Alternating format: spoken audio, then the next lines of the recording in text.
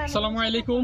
আমি এখন দাঁড়িয়ে আছি যশোরের গদখালির পানিসারা গ্রামে, যেখান থেকে ফুলের গোড়াপত্তন হয় সেই জায়গায় দাঁড়িয়ে আছি। এই আপনার জমিগুলো দেখতে পাচ্ছেন, দেখুন কত সুন্দর ফুল বাগান।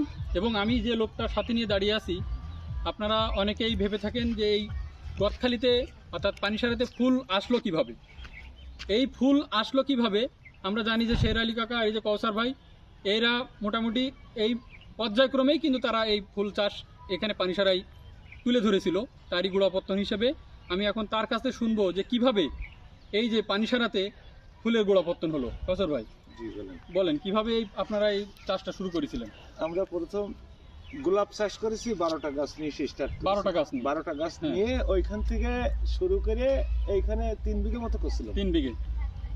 আর রজনীগন্ধার মতো আমরা ভারত থেকে আমদানি করেছি। ভারত থেকে নিয়েছিলেন? হ্যাঁ। ওটা কয়টা?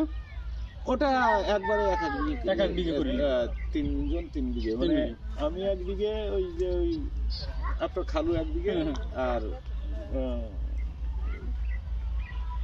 মশার ভাইরা 1 বিঘে, মজিদ হ্যাঁ আর মশার হ্যাঁ আমি।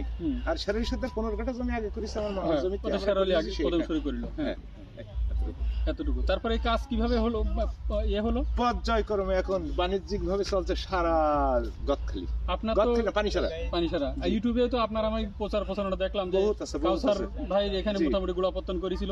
প্রথম দিক দিয়ে আপনারা যে আকর্ষণটা দেখেছিলেন যে লোকজন কিভাবে ওটা নিত, তখন ফুল চাষ করছেন, লোকজন কি মনে করতো যে কি কাজ নেই, কি মনে করে তখন কি হবে মনে করতো এই ফুল দিয়ে কি হবে, কোনো কাজে লাগে না, বিক্রি হবে না।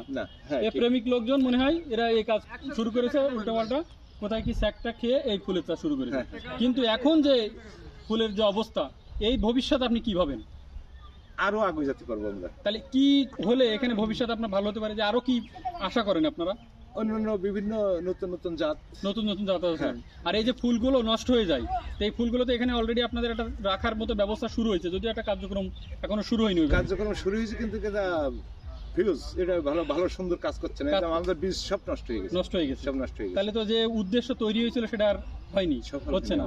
তাহলে এই জিনিসগুলো মনে করেন, এই যে ফুল আমরা দিনের 4-5 দিন রাখা যায়, এরকম যদি আর 10-15 দিন ধরে রাখা যেত, তাহলে ফুলের একটা মান থাকতো এবং বিভিন্ন জায়গায় পাঠানো যেত। এটাই আপনাদের আশা আর কি। আর আমার মনে করেন আরো একটু আশা যে আপনাদের এই যে লোকজনগুলো, পুরাতন যারা লোকজনগুলো, তাদের সরকার থেকে মনে করেন আর্থিক একটা অনুদান হোক, তাদের একটা পুরস্কারের ব্যবস্থাও করা উচিত। তাহলে কি হবে, সবাই আকর্ষিত হবে, সবাই ইন্সপায়ার হবে যে না, এরকম ভাবে মানুষকে উপহার দিয়েছিল আর কি, তাই কিনা? যাক, ভালো লাগলো। আমি আপনার এই মানে ভিডিও দেখে আমার খুব ভালো লাগলো। আমি আসলে খাবার কিছু নেই, আমি এখন কিছু দিতে পারবো না আপনার। আমি আপনার চা খাতে একটু কিছু টাকা দিতে চাই। টাকাটা তো টাকা মনে করবেন না, এটা একটা উপহার মনে করবেন। আসসালামু আলাইকুম, ভালো থাকেন, সুখে থাকেন। ঠিক আছে।